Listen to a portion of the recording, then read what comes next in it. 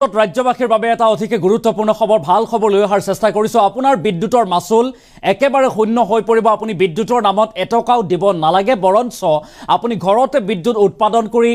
শক্তি বিভাগক এপিডিচিলক আপুনি বিদ্যুৎ বেচিবহে পাৰিব তাৰ পৰা ইনকাম হে কৰিব পাৰিব ৰাজ্য চৰকাৰে আপোনাৰ বাবে লৈ আহিছে এই বিশেষ সুবিধা আৰু কেনেদৰে আপুনি আবেদন কৰিব আৰু ঘৰতে কেনেদৰে বিদ্যুৎ উৎপাদন কৰি লাভান্বিত হ'ব কেনেদৰে আমি সবিস্তাৰে সমগ্ৰ প্ৰক্ৰিয়া বা প্ৰসেস কি তথ্য সহকাৰে লৈ অহাৰ চেষ্টা কৰিম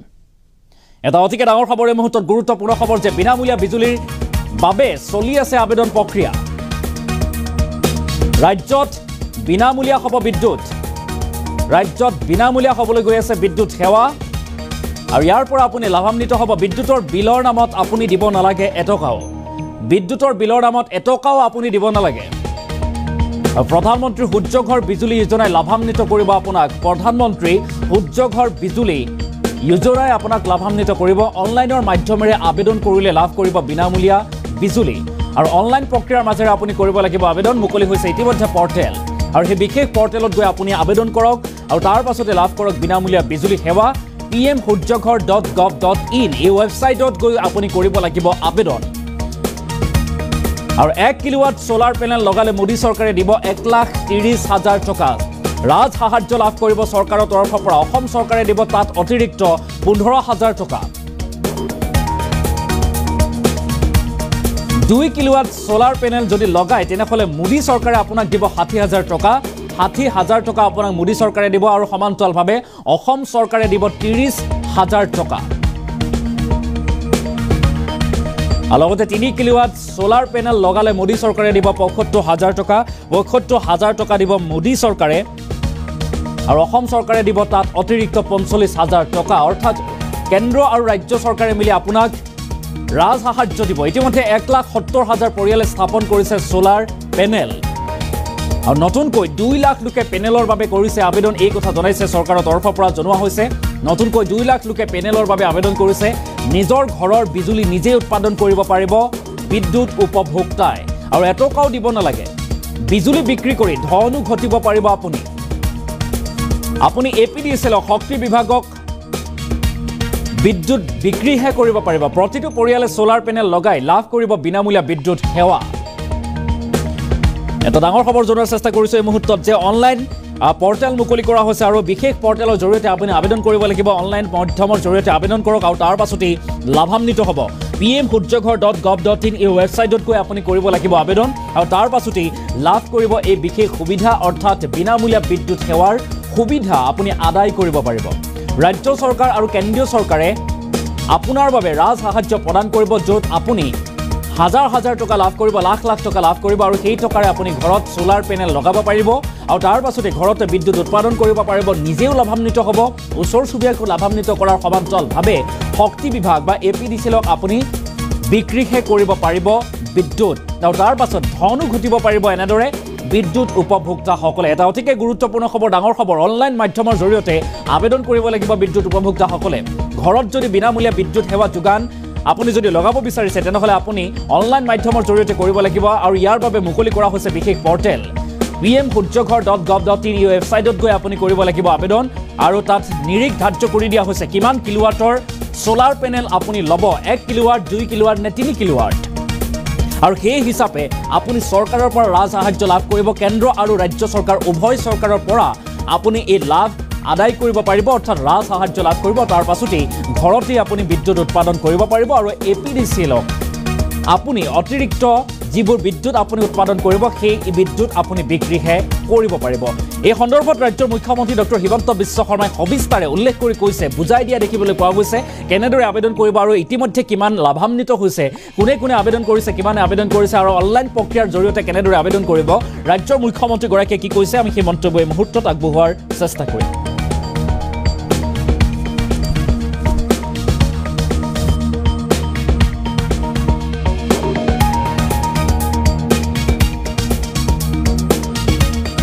প্ৰধানমন্ত্ৰী নৰেন্দ্ৰ মোদী ডাঙৰীয়াই প্ৰধানমন্ত্ৰী সূৰ্যঘৰ বিজুলী যোজনা নামৰ এখন আঁচনি আৰম্ভ কৰিছে এই আঁচনিখন অৰ্থ হ'ল যে এটা পৰিয়ালে নিজৰ ঘৰত 3 কিলোৱাটলৈকে সৌৰ শক্তিৰ প্ৰকল্প স্থাপন কৰিব পাৰে অৰ্থাৎ সৌৰ শক্তিৰ পেনেল বোৰ্ড আমি লগাব পাৰো 3 কিলোৱাট যদি সৌৰ শক্তিৰ পেনেল আমি লগাও আমাৰ ঘৰত খৰচ আহিব 1.5 লাখ টকা অৰ্থাৎ 1.5 লাখ টকা যদি আমি খৰচ কৰো আমি 3 কিলোৱাট সৌৰ শক্তি আহৰণ কৰিব পাৰিম কিন্তু সাধাৰণ মানুহে 1.5 লাখ টকা কৰ পৰা দিব সেই কাৰণে কেন্দ্ৰীয় চৰকাৰ আৰু ৰাজ্য চৰকাৰে লগ লাগি 1.5 লাখ টকাৰ 1,30,000 টকা আমি চৰকাৰৰ পৰা ৰাজসাহায্য হিচাপে পৰিয়ালটোক আমি তুলি দিম অৰ্থাৎ মাত্ৰ 20,000 টকাহে পৰিয়ালটোৱে খৰচ কৰিব লাগিব আৰু 1,30,000 টকা ৰাজ্য আৰু কেন্দ্ৰীয় চৰকাৰে দিব আমাৰ অসমত 170 ঘৰ পৰিয়ালে ইতিমধ্যে আমাৰ আঁচনিৰ জৰিয়তে এই পেনেল স্থাপন কৰিছে আৰু 2 লাখ ৰাইজে 2 লাখ ব্যক্তিয়ে এই পেনেল স্থাপন কৰাৰ বাবে আমাক আবেদন কৰিছে অৰ্থাৎ আমি যেতিয়া 2 এদিনতে মই গুৱাহাটীত প্ৰেছ কনফাৰেন্স এখন কৰিও সেই পৰিয়ালসকলক মই মাতি তেওঁলোকৰ হতুৱাই তেওঁলোকৰ অভিজ্ঞতা বৰ্ণনা কৰাম তেওঁলোকে আমাক জনোৱা মতে সৌৰ শক্তিৰ পেনেল লগোৱাৰ পিছত দিনতে কাপোৰ ধুৱে দিনতে ফেন চলাই দিনৰ ভাগত তেওঁলোকৰ বিদ্যুতৰ মিটাৰত এটকাও বিল নহয় অকল ৰাতি তেওঁলোকৰ বিল হয় যেতিয়া সৌৰ শক্তি বা সূৰ্য অস্ত যায় সৰ্বমুঠ তেওঁলোকে হিচাপ কৰি দেখিছে যে আগতে যদি 100 টকা ইলেক্ট্ৰিচিটি বোৰ্ডক দিছিলে এতিয়া তেওঁলোকে মাত্ৰ 15 টকা দিব লাগে অৰ্থাৎ 85% ইলেক্ট্ৰিচিটিৰ খৰচ তেওঁলোকে পেনেল লগোৱাৰ পিছত দিবলগীয়া হোৱা নাই সেইবাবে মই নামৰূপ বা নাহৰকটীয়া বা আমাৰ ডিব্ৰুগড় জিলাৰ ৰাইজক অনুৰোধ কৰিম যে আপোনালোকে যেহেতু 20,000 টকা লগালেই আমাৰ ইলেক্ট্ৰিচিটি খৰচ বা ইলেক্ট্ৰিচিটি বোৰ্ডক আমি বিল এক প্ৰকাৰ দিয়াৰ প্ৰয়োজনীয়তা নোহোৱা হৈ যাব সেই কাৰণে আমি এই আঁচনিটোৰ যিমান পাৰি সিমান আমি সুবিধা ল'ব লাগে নিজৰ ঘৰত যেতিয়া আমাৰ ইলেক্ট্ৰিচিটি আমি নিজে উৎপাদন কৰিম আমি বোৰ্ডৰ পৰা ইলেক্ট্ৰিচিটি কিনিব নালাগে আৰু ৰাইজে যদি আমাৰ পৰা ইলেক্ট্ৰিচিটি নিকিনে আমিও বাহিৰৰ পৰা ইলেক্ট্ৰিচিটি কিনাৰ প্ৰয়োজনীয়তাটো নোহোৱা হৈ পৰিব আজি আমি ৰাইজক 6 টকা প্ৰতি ইউনিটত ইলেক্ট্ৰিচিটি দিওঁ আৰু মহাৰাষ্ট্ৰ তামিলনাডু আদি ৰাজ্যৰ পৰা আমি 10 টকাত ইলেক্ট্ৰিচিটি কিনিব লাগে সূৰ্য যেহেতু সকলোকে সমানে পোহৰ দিয়ে সূৰ্যৰ পৰা যদি আমি সৌৰ শক্তি উৎপাদন কৰিব পাৰো আমিও বাহিৰৰ পৰা ইলেক্ট্ৰিচিটি কিনিব নালাগে আৰু ৰাইজেও ইলেক্ট্ৰিচিটি বোৰ্ডক টকা দিয়াৰ প্ৰয়োজনীয়তাটো নোহোৱা হৈ পৰিব সেইবাবে মই যিসকলে পাৰে উল্লেখ কৰা ধৰণে যে 3 কিলোৱাট যদি আমি সৌৰ শক্তিৰ পেনেল লগাও 1.5 লাখ টকা আমাৰ খৰচ হ'ব 1,30,000 টকা আমাক চৰকাৰে দিব ঠিক তেনেদৰে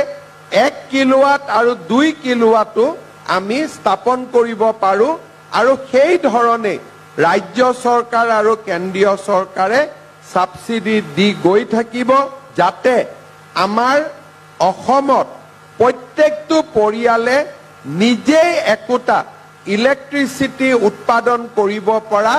ক্ষুদ্ৰ উদ্যোগলৈকে ৰূপান্তৰিত হ'ব পাৰে আৰু